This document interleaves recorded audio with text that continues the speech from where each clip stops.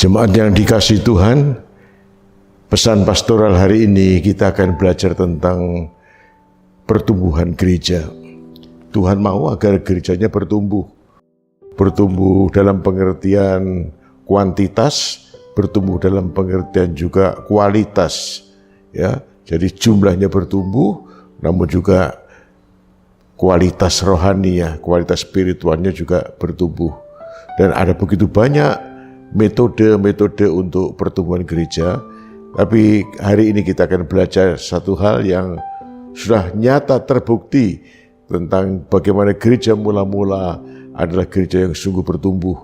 Di tengah-tengah situasi yang sangat tidak kondusif, karena gereja di tengah-tengah penganiayaan, penganiayaan berat, namun penganiayaan dan kesulitan-kesulitan tidak membuat gereja itu mandek, artinya tidak membuat gereja tidak bertumbuh, tapi justru semakin dianiaya, semakin gereja bertumbuh.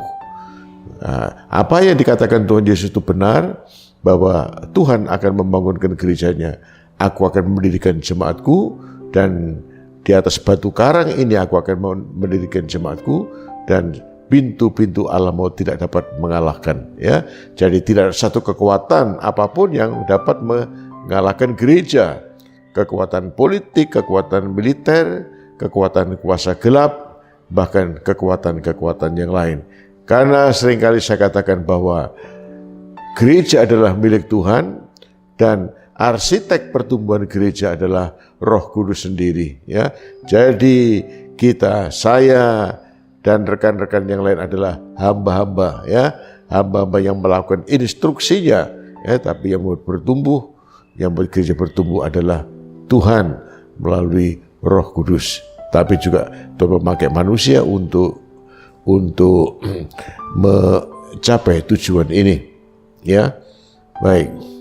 Jadi sehingga ada satu kata yang mengatakan begini, 1 patah 1000 tumbuh, 1000 patah 1.000.000 tumbuh, 1.000.000 dipatahkan 1 miliar tumbuh. Jadi sekali lagi, gereja tidak dapat dikalahkan dengan kekuatan apapun, termasuk gereja utusan Pentakosta di Indonesia. Nah, dari begitu banyak metode kita akan belajar satu metode yang sudah nyata terbukti bagaimana gereja mula-mula itu bertumbuh, sekali lagi di tengah-tengah situasi yang tidak kondusif.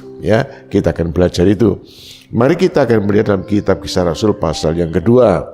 Kisah Rasul pasal yang kedua. Nah, kita akan menemukan kebenaran ini. Mulai ayat 41. Orang-orang yang menerima perkataannya itu memberi diri dibaptis. Dan pada hari itu jumlah mereka bertambah kira-kira 3.000 jiwa.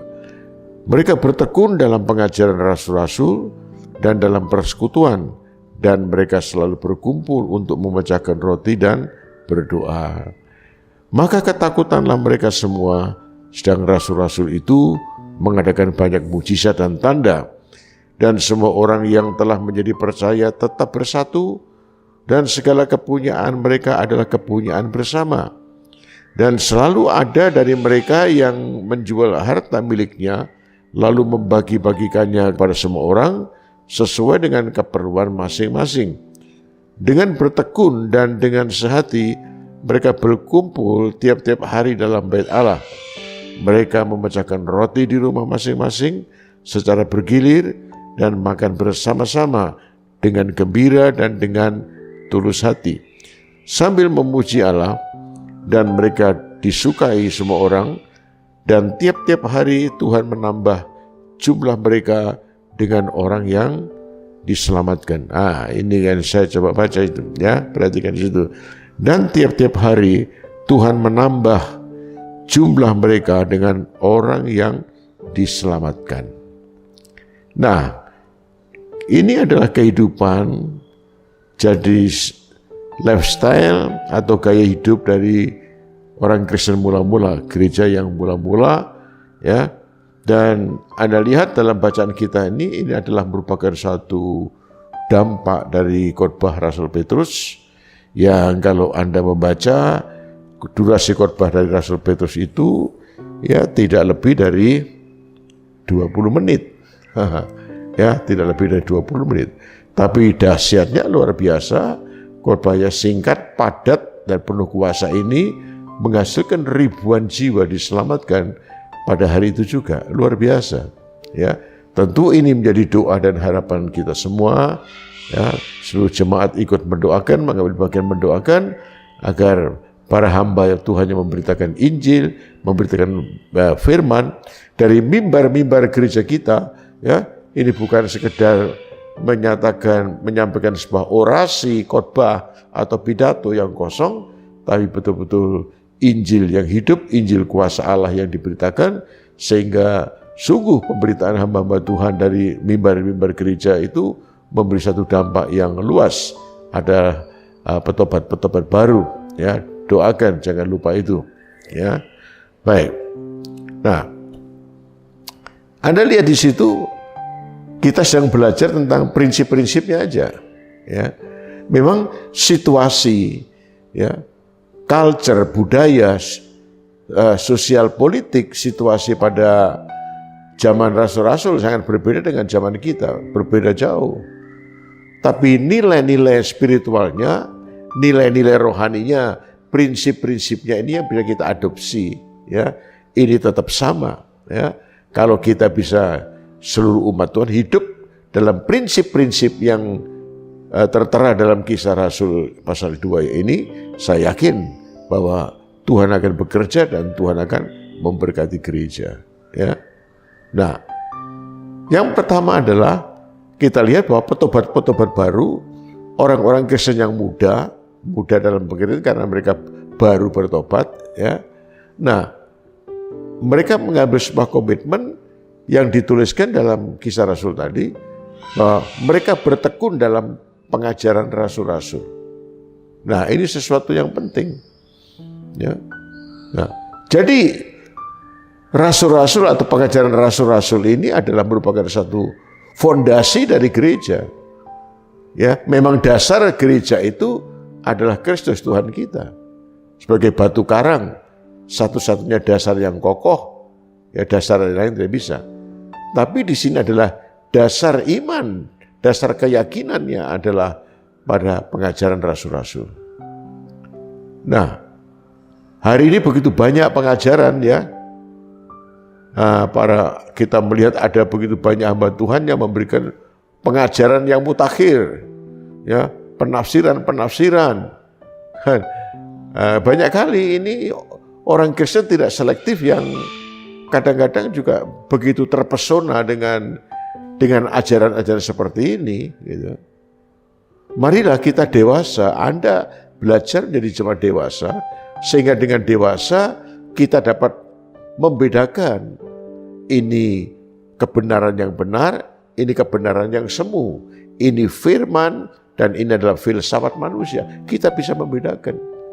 Bagaimana cara Anda atau seseorang bisa membedakan ajaran yang benar dan ajaran yang salah?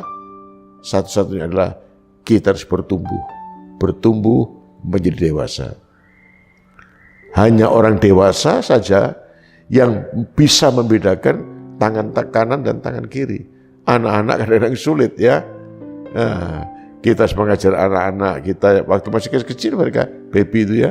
Nah, ini tangan kanan, ini tangan kiri, ini hidung dan seterusnya. Ya, kalau nggak diajar kebolak-balik itu, ya, susah membedakan tangan kanan yang kanan dan mana kiri, kecuali sudah bertumbuh menjadi dewasa, ya. Nah, mereka bertekun dalam pengajaran rasul-rasul, ya. Dan Paulus menuliskan dalam Efesus pasal 2 ayat 20 bahwa gereja itu dibangun di atas landasannya memang Kristus, ya, dibangun di atas dasar rasul-rasul dan nabi-nabi, dan Kristus adalah merupakan batu penjurunya. Jadi doktrin ajaran rasul-rasul itu betul-betul harus dipegang kukuh, pegang kokoh, ya, tidak boleh diganti. Abadnya berbeda, peradabannya berbeda.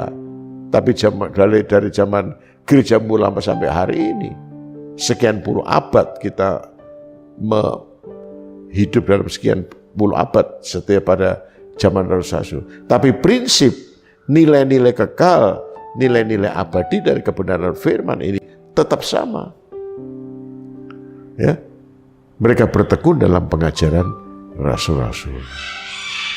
Nah, ya sebab itu khususnya Anda doakan para hamba Tuhan supaya para hamba Tuhan atau pengkhotbah pada gereja kita adalah khotbah-khotbah yang didasarkan pada kebenaran firman Tuhan, bukan berdasarkan pada nilai filsafat atau tafsiran-tafsiran yang di luar dari kebenaran firman Tuhan. Ya, baik. Yang kedua, kita lihat mereka bertekun dalam persekutuan. Wah, ini indah sekali. Ya, salah satu karya dari Roh Kudus, salah satu pekerjaan dari Roh Kudus adalah bagaimana Roh Kudus itu mempersatukan mereka.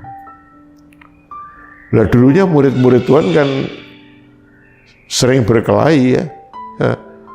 Topik perkelahian mereka, topik apa itu? Topik pertengkaran mereka itu adalah siapa di antara kami yang paling besar? Siapa di antara mereka yang paling unggul? Ya, nah itu masalah-masalah. Kan Anda lihat di sana. Nah, jemaat yang dikasihi Tuhan, salah satu aspek orang dipenuhi dengan Roh Kudus. Di Kisah Rasul kita menemukan mereka penuh dengan Roh Kudus, dipenuhi dengan Roh Kudus. Dan kita tidak tahu bagaimana Roh itu bekerja begitu rupa sehingga kesadaran untuk bersekutu, ya kesadaran untuk meninggalkan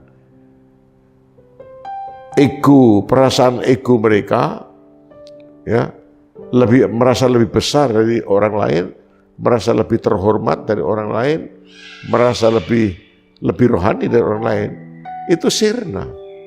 Ya. Mereka membangun satu persekutuan yang begitu rupa. Perbedaan tentu ada, banyak perbedaan.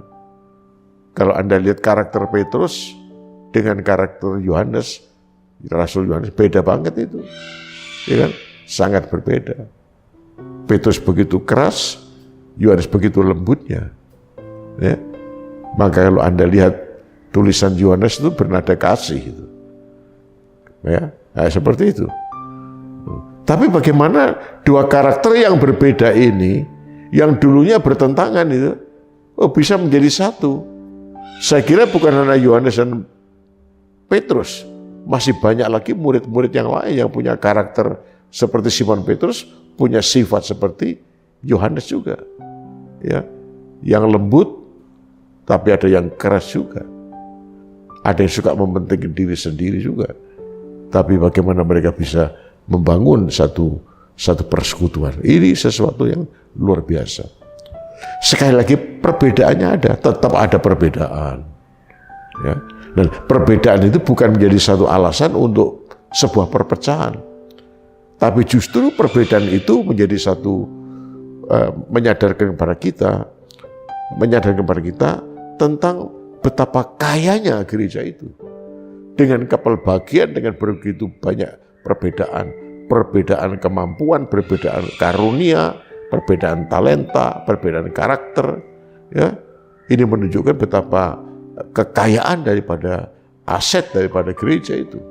Ya, dan indah sekali mereka bisa membangun satu hubungan, satu persekutuan yang begitu rupa. Tapi tentu persekutuan yang berlandaskan pada sebuah kebenaran. Persekutuan yang dibangun di atas satu landasan yang benar. Ya, satu tubuh, satu iman, satu pengharapan, satu Tuhan, satu Bapa, satu baptisan, dan seterusnya. Ya, nah ini. Jadi kita lihat jemaat mula-mula itu mereka menomorsatukan kesatuan daripada sikap mementingkan diri sendiri. Ya, mereka mencoba untuk mengikis, ya, memangkas sifat-sifat egoisme yang seringkali mendatangkan perpecahan ini. Ya. Sebab itu kita berdoa ya agar Gereja Utusan Pantekosta di Indonesia, khususnya di GUP Harvest, para pria wanita, orang-orang muda, orang-orang tua, Ya, kita bersyukur karena seluruh jemaat itu mempunyai kepelbagian berbagai dari latar belakang, berbagai latar belakang pendidikan, berbagai latar belakang sosial, ekonomi, begitu banyak perbedaan-perbedaan. Namun sekali lagi biarlah perbedaan-perbedaan itu tidak menjadi alat untuk memecah belah gereja, tapi menyadarkan dengan perbedaan itu, menyadarkan betapa kayanya gereja Tuhan luar biasa, ya. Dan kita setiap jemaat boleh menomorsatukan, mengutamakan persekutuan di atas semua yang lain. Ya. Persekutuan itu bagi mereka bukan sekedar sebuah wacana, ya, tapi sungguh-sungguh diterapkan, ya, diterapkan dalam kehidupan sehari-hari. Anda lihat di sana tadi bahwa apa yang mereka punya itu dianggap sebagai kepunyaan bersama. Ini luar biasa, ya. Mereka tidak saling mengatakan, oh ini kepunyaanku, ini hakku, dan seterusnya, tidak. Tapi kepunyaan mereka adalah kepunyaan bersama. Ini sesuatu yang sangat sulit, ya. Jadi persekutuan itu bukannya sebuah wacana, sebuah kerinduan, sesuatu yang kita doakan, kita dambakan. Tapi persatuan dalam jemaat itu harus betul-betul menjadi sesuatu yang dijawantahkan, sesuatu yang diwujudkan dalam kehidupan sehari. Ini tidak mudah. Namun marilah kita mohon anugerah Tuhan supaya umat Tuhan di tempat ini adalah umat Tuhan yang bersatu. Ya. Nah, kita mohon anugerahnya supaya kita membuang sifat-sifat egoisme kita. Itu dipangkas, dan mohon anugerah Tuhan supaya roh belas kasihan kita belajar untuk memberikan tempat kepada orang lain dalam hati kita, dalam hidup kita. Memberikan perhatian yang kuat menolong yang lemah, yang kaya membantu yang miskin, dan seterusnya. Ya, supaya persekutuan itu menjadi sesuatu yang konkret. Bukan sekedar kita doakan saja, ya, tapi menjadi sesuatu yang konkret. Seperti apa yang dirindukan Tuhan dalam Injil Yohanes pasal 17. Doa syafaat Tuhan. Dia berdoa, ya Tuhan, ya Bapa, aku berdoa supaya mereka menjadi satu. Gereja, ya, menjadi satu seperti aku di dalam engkau dan engkau di dalam aku. Ya, mudah-mudahan gereja Tuhan mengalami persekutuan seperti itu. Ya, luar biasa. Nah, jemaat yang dikasihi Tuhan, ada lagi aspeknya, mereka selalu memecahkan roti. Ini luar biasa. Memecahkan roti di sini tentu ini bicara perjamuan kudus. Ya. Tapi ada tradisi yang mereka lakukan, yang dikerjakan oleh gereja purba, gereja mula-mula, sebelum mereka mulai perjamuan kudus. Mereka prolognya, sebagai prolog mereka melakukan apa disebut dengan perjamuan kasih. Ya, saya tidak tahu bagaimana mekanismenya itu.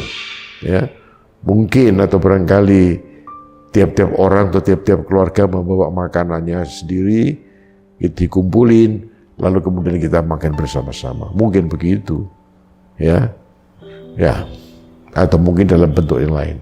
Tapi yang disebut dengan perjamuan kasih seperti itu.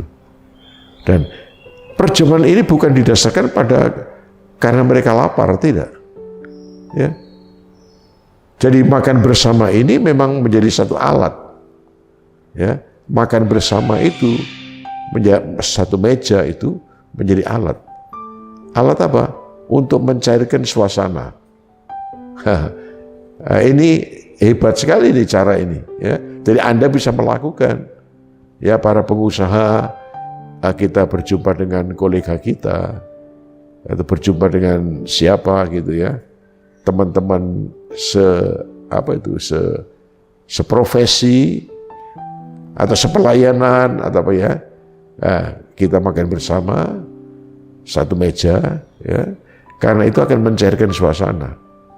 Tapi ini situasi pandemi kita ini kan masih dirubah, ya, jadi gayanya dirubah.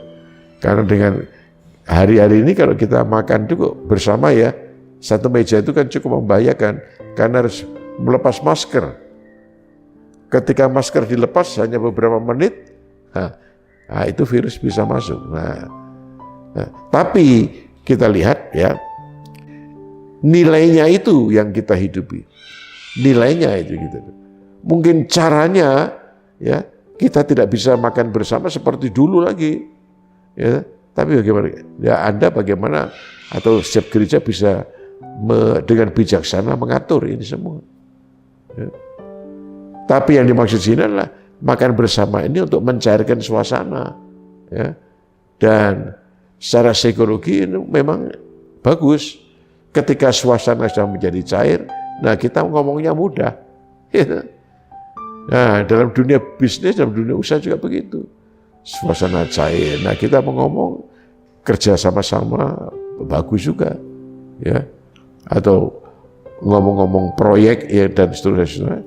Ya, itu ada lobby kita kan berhasil melalui makan bersama. Tapi dalam situasi pandemi ini Anda bisa bijaksana mengubah bagaimana caranya, saya tidak tahu. Nah, memecahkan roti ini bicara tentang perjamuan kudus. Perjamuan kudus sesuatu yang sungguh dihormati. Ya. Yang menyedihkan sekali hari ini perjamuan kudus itu menjadi sesuatu yang terlalu biasa dalam gereja Tuhan. Terlalu biasa dalam gereja Tuhan. Ada gereja-gereja yang memang berbeda ya. Ada gereja tiap minggu, tiap ibadah, tiap pertemuan ada perjamuan kudus.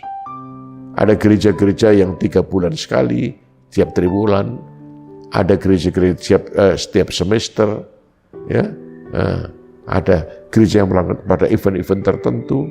Tapi kalau gereja kita kan 1 bulan 1 kali, ya terserahlah mana-mana itu apa yang dianggap baik. Ya, saya kira ya terserah. Kita tidak perlu menghakimi ya perjamuan kudus yang dilakukan oleh gereja lain. Tersilah itu kan karena kebijakan mereka. Tapi kebijakan kita kan dalam setiap bulan 1 kali di minggu pertama. Nah, yang penting itu adalah nilainya itu loh perjamuan kudus itu. Ya. Jadi bukan sekedar satu formalitas, satu kebiasaan, satu tradisi, ya. Karena perjamuan kudus adalah satu sakramen, ya, salah satu sakramen di samping baptisan air, ya, maka harus kita lakukan. Ya. Jadi ini bahayanya kalau orang atau gereja menjalankan perjamuan kudus itu sekedar sebuah kebiasaan. Ya. Orang kehilangan atau gereja kehilangan esensi yang sesungguhnya dari perjamuan kudus. Itulah mengenang, mengingat, dan mengucap syukur atas pengorbanan Kristus Tuhan kita di kayu salib. Nah inti perjamuan kudus kan seperti itu. Ya? Kita diingatkan kembali akan kasih-Nya, akan pengorbanannya. Pengorbanannya yang begitu luar biasa. Karena setiap kali kita mengingat pengorbanan Kristus melalui perjamuan kudus, setiap kali kita seperti handphone kita yang dicas, ya baterainya itu, ya memberikan inspirasi yang baru, memberikan semangat yang baru, memberikan kekuatan yang baru. Wah luar biasa itu. Nah seharusnya begitu perjamuan kudus. Nah itu yang dilakukan oleh gereja mula-mula. Ya. Dan yang keempat, mereka selalu berkumpul dan berdoa. Wah, luar biasa. Ya. Jadi gereja mula-mula adalah gereja yang sungguh berdoa. Ya. Nah, ada seorang penulis yang mengatakan, gereja atau hamba-hamba Tuhan atau jemaat sedang melayani, menjalankan pekerjaan yang rohani. Ya. Kita sedang mengerjakan pekerjaan yang rohani.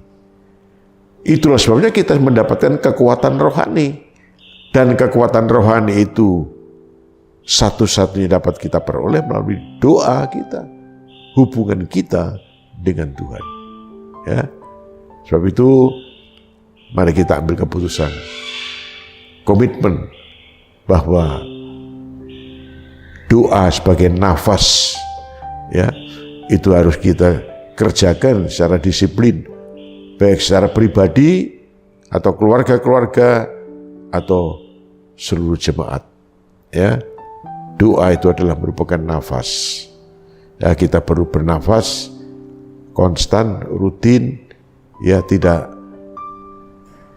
Artinya hari ini bernafas, jam ini 2 jam kemudian kita tidak bernafas. Begitu ya. Nah, doa juga begitu. Maka Alkitab mengajar berdoa senantiasa. Berdoa dengan tidak berkeputusan. Ya, jadikan doa itu sebagai gaya hidup. Ya, sebagai gaya hidup kita secara pribadi. Karena doa itu membangun satu hubungan secara vertikal, ya, dengan Tuhan. Ya, hanya dekat dengan Tuhan, kata Mazmur, aku kuat. Hanya dekat dengan Tuhan, aku tenang. Hanya dekat dengan Tuhan, kita bisa melakukan hal-hal yang besar. Nah, itulah beberapa hal bagaimana jemaat mula-mula mengalami pertumbuhan. Ya, nah, saya yakin bila 4 hal ini ada pada kita, ya, pertama bertekun dalam pengajaran rasul-rasul, nah, kemudian yang kedua kita bersekutu, ya, satu dengan yang lain, nah, kemudian kita memecahkan roti dalam perjamuan kudus, lalu kemudian yang keempat berdoa. Ya, 4 poin ini akan menolong gereja sehingga gereja mengalami pertumbuhan rohani, baik pertumbuhan secara jumlah, kuantitas, ataupun pertumbuhan secara kualitas, mutu. Saya percaya kalau gereja Tuhan melakukan 4 hal ini, saya percaya ia menarik jiwa-jiwa datang dan percaya kepada Tuhan. Ya, kuasa Tuhan akan dinyatakan, gereja akan diberkati, gereja akan berfungsi dengan baik, ya, sebagai saksi Kristus. Amin. Tuhan memberkati. Bapa di surga, terima kasih untuk apa yang telah kami dengarkan pada hari ini. Tuhan, tolonglah agar 4 hal ini menjadi ciri khas dari gereja Tuhan, gereja utusan Pentakosta di Indonesia. Kami tetap bertekun dalam pengajaran rasul-rasul, sehingga kami tidak mudah disesatkan oleh pengajaran-pengajaran yang salah.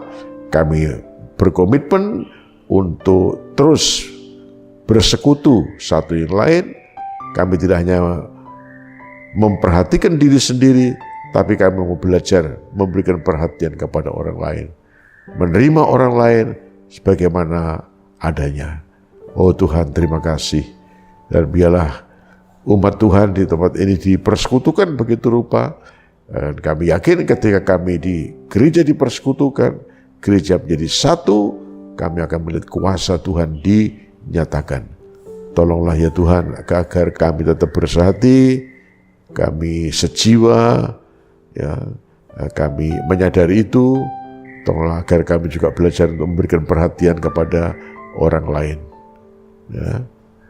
Ampuni kami kalau seringkali kami masih memperhatikan diri sendiri, tapi melalui apa yang kami dengar hari ini, kami mau belajar untuk memberikan pengampunan kepada orang lain. Tuhan, tolonglah agar kami sungguh menghargai perjamuan kudus, karena ketika kami makan roti dan minum anggur dalam perjamuan kudus, kami bersekutu dengan Tuhan secara rohani. Kami bisa mengingat tentang pengorbanan-Mu yang besar, yang telah menjadikan kami begitu terhormat karena karya penebusan-Mu itu. Terima kasih Tuhan, tolong kami agar kami hamba-hamba Tuhan dan seluruh umat-Mu, kami boleh mengambil satu keputusan, komitmen untuk berdoa, baik secara pribadi ataupun berdoa bersama-sama. Karena kami sadar hanya melalui dan dengan doa itulah satu-satunya kekuatan kami. Berkatilah seluruh jemaat, pakailah seluruh umat-Mu ya Tuhan, mulai anak-anak, orang-orang muda, orang tua, para pria wanita, semua dipakai oleh Tuhan untuk memenangkan jiwa-jiwa. Tuhan dimuliakan dalam nama Tuhan Yesus. Amin. Tuhan memberkati.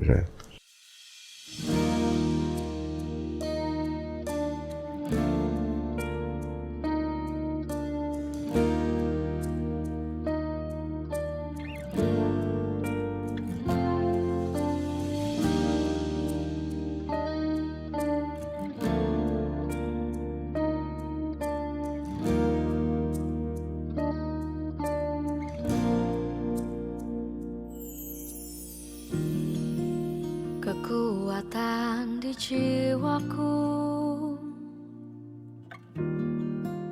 ketenangan batinku ada dalam hadiratmu, ku menyembahmu.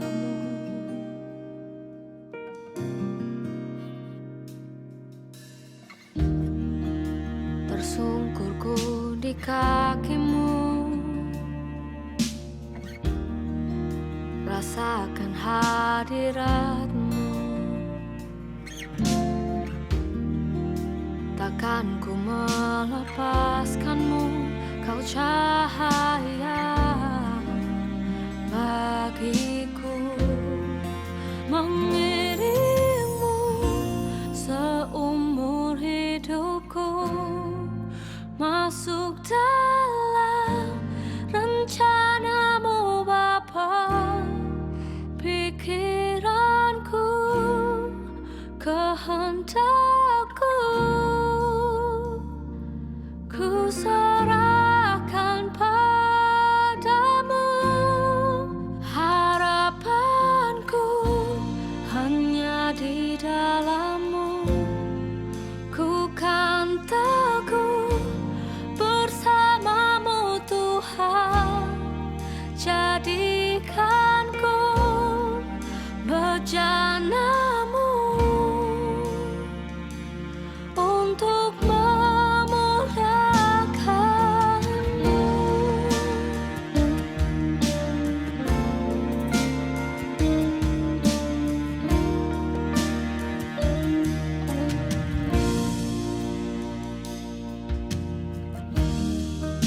Tersungkurku di kaki-Mu, rasakan hadirat-Mu.